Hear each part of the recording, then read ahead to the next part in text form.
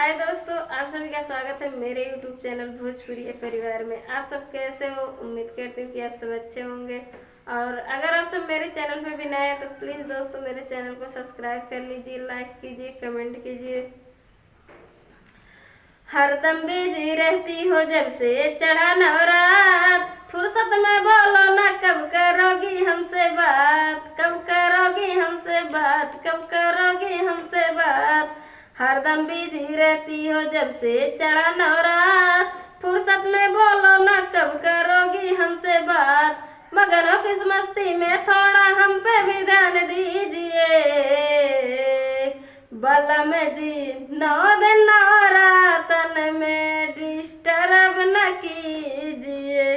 बलम जी 9 दिन नवरातन में डिस्टर्ब न कीजिए। जानता हूँ बेबी देवी माँ की भगतीन हो, 9 दिन मैये में रहती मलिन हो। जानता हूँ बेबी देवी माँ की भगतीन हो, 9 दिन मैये में रहती मलिन हो।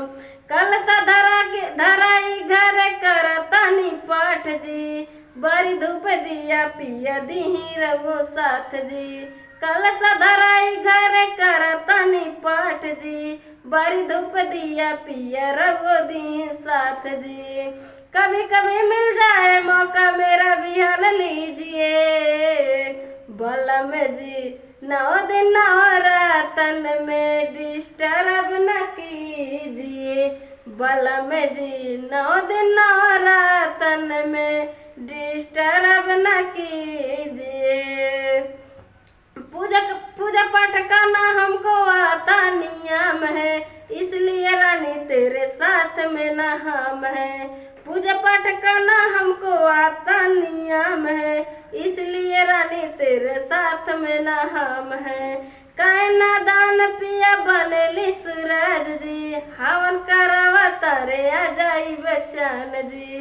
कायना दान पिया बनेली सूरज जी, हरण करवा तानी जा जाई बचन जी।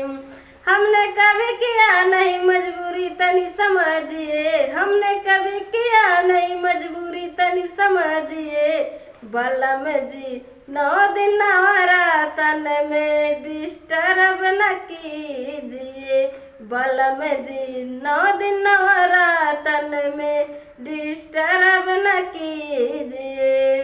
हरदम बिजी रहती हो जब से चढ़ा नवरात, फुर्सत में बोलो ना कब करोगी हमसे बात, कब करोगी हमसे बात, कब करोगी हमसे बात। हरदम बिजी रहती हो जब से चढ़ा नवरात, फुर्सत में बोलो ना कब करोगी हमसे बात। मगन हो किस मस्ती में थोड़ा हम पे भी ध्यान दीजिए। बलम जी 9 दिन नवरातन में डिस्टर्ब न कीजिए। बलम जी 9 दिन नवरातन में डिस्टर्ब न कीजिए।